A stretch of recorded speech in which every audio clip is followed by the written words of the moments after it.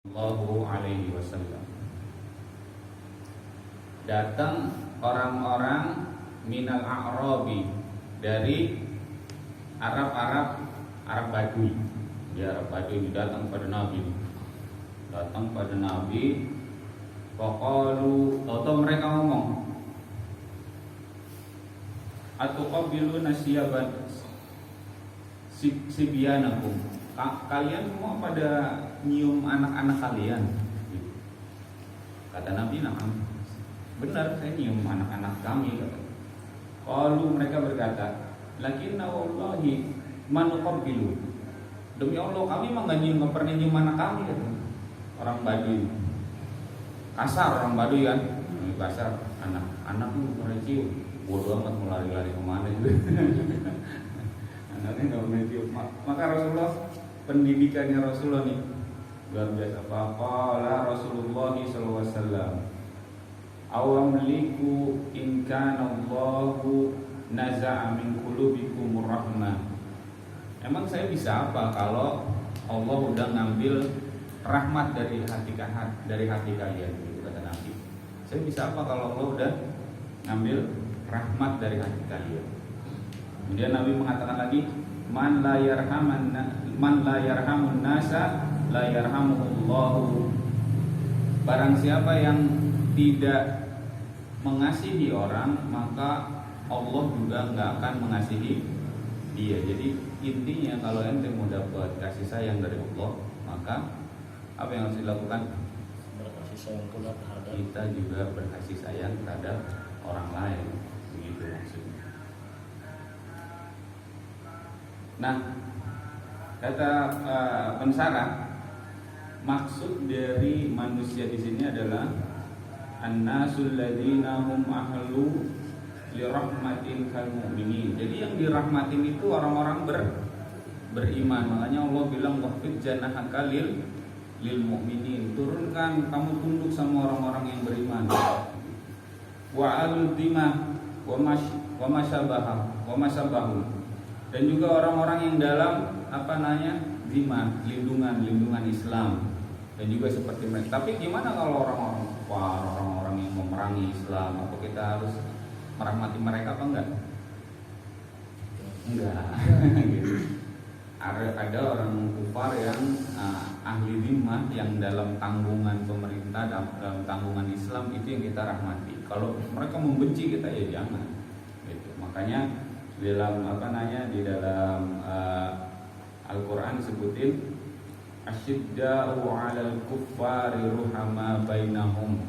Mereka, Rasulullah dan juga para sahabat itu keras kepada orang-orang kufar dan juga saling mengasihi sesama orang muslim. Jangan kebalik, jangan sampai kebalik.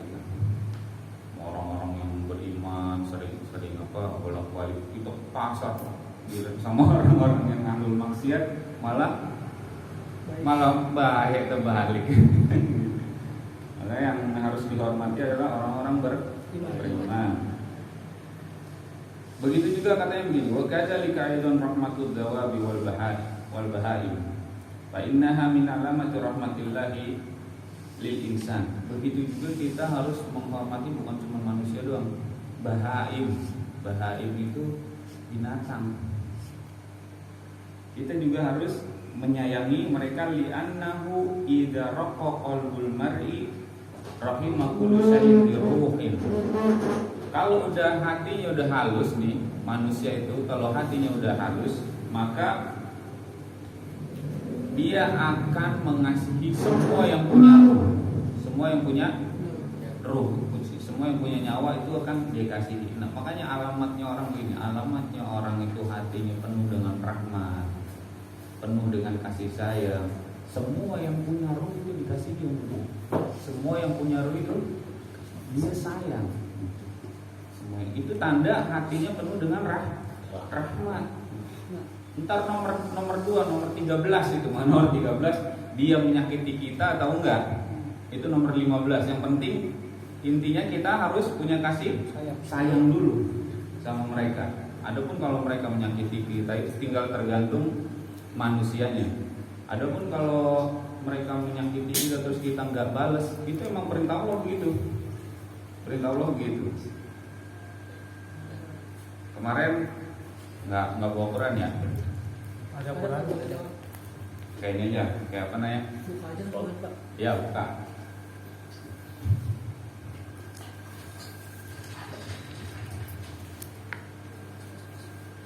Kalau nggak langsung aja. Jadi Allah ngasih apa? Ngasih surga, ngasih apa namanya? Ngasih pahala yang luar biasa. Salah satunya buat apa? Udhu fisabili. Orang yang disakiti di jalan Allah. Jadi kalau kita nih lagi di jalan Allah nih, ini lagi di jalan Allah apa enggak nih kita nih? Iya, jalan Hah? Allah. Lagi di jalan Allah. Kalau disakiti wajar apa enggak? Wajar. Kalau apa namanya? Kalau kita disakiti di jalan Allah, balasannya apa? Surga jannatul na'im. Emang udah ininya, udah apa namanya? Udah apa? Udah sunatullah. Kayak begitu, udah sunatullah. Nah, lihat yang lebih apa namanya? Yang lebih ini lagi. Nabi bilang lagi dari Abu Hurairah, "Idza shalla ahadukum linnas falyukhaffif." Ini masih kita pembahasan saling kasih mengasihi sesama umat Islam. Kalau kalian sholat, maka yukhaffif, ringankan. Maksudnya gak usah panjang-panjang. Kalau kalian sholat bersama orang, kalian jadi imam, yukhaffif, falyukhaffif, ringanin. Bacanya jangan terlalu panjang. Inna fihim ad-dha'ifa wa saqima wa kabira. Karena di dalam itu ada apa? Di dalam soft itu di belakang kamu, kalau kamu jadi imam, ada dhaif, orang yang dhaif, ada saqim, orang yang lagi sakit, ada al-kabir, ada orang yang lagi ada orang tua. Jadi lagi ada orang tua. Wadah hajatin, dan juga ada orang yang lagi perlu. Fa idza shalla ahadukum li nafsihi falyutawwil ma syaa. Kalau kamu sholat sendiri baru falyutawwil, maka panjangkan sholatnya. Nah, kalau di kita mah luar biasa dibalik semua lah ya. Kalau sholat sama orang dia jadi imam, sholatnya panjang, sabikis mah yang dibaca ya kan. Kalau giliran sholat sendiri ya, sholat di rumah ina atau ina. Ya. Jadi imam panjang kan jelas tempat, bukannya nggak boleh baca yang panjang-panjang itu ya kalau jadi imam. Nggak apa-apa lah, selama masih standar aja ya, jangan surat Al-Baqarah jadi imam. Kalau sapi semua masih standar, Al-Ataka masih standar, wal fajr wal layali asr masih standar kan. Walaupun ada panjang buat ukuran orang-orang Indonesia, tapi itu masih standar. Tapi kalau dia baca gitu, maka kalau lagi di rumah sholat sendiri harusnya lebih panjang lagi, gitu ya kan? Harusnya lebih panjang lagi. Ini kan enggak dibalik. Di rumah ina atau ina mentok-mentok kok wallahu ahad.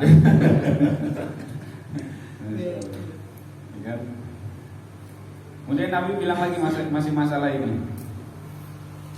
In kana Rasulullah sallallahu alaihi wasallam la yad'u al-amala. Rasulullah kalau ninggalin sebuah amal nih, jadi Rasulullah mengamalkan sesuatu dia cinta, kemudian kadang-kadang dia tinggalin. Wa huwa yuhibbu an ya'mala bi, dan dia cinta untuk mengerjakan itu, cuman dia tinggalin. Khasyata an ya'mala bihin nasu falyufradu alaihi. Dia takut kalau ntar manusia ngikutin dia, kemudian amalin itu jadikan amalan wajib. Padahal Nabi kalau ibadah itu luar biasa ibadahnya, berat ibadahnya. Makanya dia takut kalau sampai ibadahnya itu diikutin orang, kemudian orang mewajibkan ibadah itu, maka disangka wajib, orang-orang ntar akan ninggalin ibadah kepada Allah Subhanahu wa taala. Jadi penting kita kalau dalam ilmu fikih itu ngasih stempel setiap ibadah, hukumnya wajib apa sunnah, wajib apa sunnah, wajib apa sunnah. Itu kalau dia hukumnya wajib itu berarti standarnya rada ke bawah. Ya kan? Standarnya itu rada ke bawah. Kalau sunnah itu makin ke atas makin berat. Ya kan? Makin berat gitu. Jadi kewajiban itu standarisasinya rada di bawah. Kalau sunnah itu udah luar biasa naiknya. Makanya kalau kalau yang sunnah dibikin wajib, umat Islam jadi apa? Jadi berat. Maka Nabi nggak suka ninggalin amalan-amalan yang dia cinta. Padahal dia cinta tapi ditinggalin. Salah satunya apa? Salah satunya pernah sekali fi Ramadan zata laila, di dalam bulan Ramadan suatu malam fa'alima bihi unasun minas sahabah. Nabi sholat di bulan Ramadan, kemudian manusia tahu nih Nabi lagi sholat nih. Fastama'u ilaihi wasallu ma'ahu. Maka di belakang ada nih satu orang berjamaah sama Nabi bulan Ramadan. Terus wa fi lailati tsaniyah shallu aksar, dan malam kedua sholat lagi banyak lagi. Malam pertama dikit, malam kedua lebih banyak. Wa fi tsalisati aksar wa aksar. Di malam ketiga lebih banyak lagi. Summa taraka sholata fil masjid. Kemudian Nabi enggak sholat lagi. Mana nih Nabi? Enggak sholat lagi malam keempat. Gitu. Terus Nabi bilang, wa qala amma ba'd fa innahu lam yakhfa alayya makanakum. Saya enggak takut terhadap ke posisi kalian. Kalian memang kuat gitu. Tapi apa? Saya takut kalau nanti sholat ini akan dijadikan wajib oleh kalian, kemudian sesudah kalian ntar nggak sanggup orang-orang. Maka Nabi udah prediksi ya, lemah nih, makin hari itu iman makin lemah, ibadah yang berat-berat mereka nggak sanggup. Coba, ya kan? Coba lihat aja lah. Misalkan, ini sholat nih ngomongin sholat taraweh nih, kan bulan Ramadan. Awalnya tuh jemaah Nabi malam pertama, malam kedua, malam ketiga, malam keempat hilang Nabi, nggak ada. Sahabat nungguin, akhirnya sampai situ udah nggak ada sholat berjamaah lagi. Setakut nih Nabi, takut difarduin. Kemudian ada lagi di zaman Umar ibn Khattab, ayo kumpulin lagi manusia, melihat kok sholat tarawih pada sendiri-sendiri nih di rumah. Udah kumpul lagi katanya, kumpul lagi dari zaman Umar sampai sekarang. Sholat tarawih berjamaah. Seandainya Nabi itu nggak pulang-pulang itu 1 bulan full, ente wajib sholat jamaah tarawih. Tapi Nabi tahu kasih sayangnya terhadap umatnya, itu berkahnya Nabi nggak datang lagi malam keempat, jadi sunnah. Makanya jadi dalil juga sama orang yang nggak tarawih itu, Nabi kan ninggalin pulang sholatnya nggak tarawih kan. Jadi ada dalilnya lah, ente kalau nggak tarawih itu ada dalilnya. Yang itu malah tidur datang. Loh, ente kok nggak tarawih? Iya, nafsu aja nggak tarawih kan ada dalilnya intinya. Ya, tapi ini apa? Maka tadi saya bilang dari awal, lebih tinggi lagi derajatnya itu sunnah itu makin berat. Itu berkahnya kasih sayangnya Nabi terhadap kaum muslimin, terhadap umatnya. Kemudian Nabi juga berkata, wa misluhu qaulahu sallallahu alaihi wasallam hina ta'akhkhara fi sholatil isya'i hatta dhahaba amatul lail. Begini juga posisinya ketika Nabi mengakhirkan sholat isya. Diakhirkan memang Nabi di sholat isya sampai amatul lail, malam-malam pertama tuh lewat. Bahasa kita jam 8 Nabi belum sholat isya, jam 9 Nabi belum sholat isya, jam 10 sampai jam 12 sampai jam 1 baru Nabi suruh Bilal adzan Bilal gitu. Terus habis itu Nabi bilang gini, innahu la waqtuha. Ini nih waktunya sholat isya sebenarnya, kata Nabi gitu. Yakni akhirul waqt, yakni mengakhirkan waktu.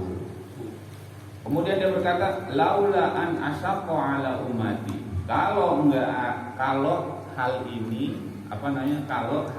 enggak memberatkan umat. Ternyata habis itu Nabi sholat lagi jam biasa, jam 7 lagi. Sekali-kalinya, enggak banyak-banyak, sekali-kalinya.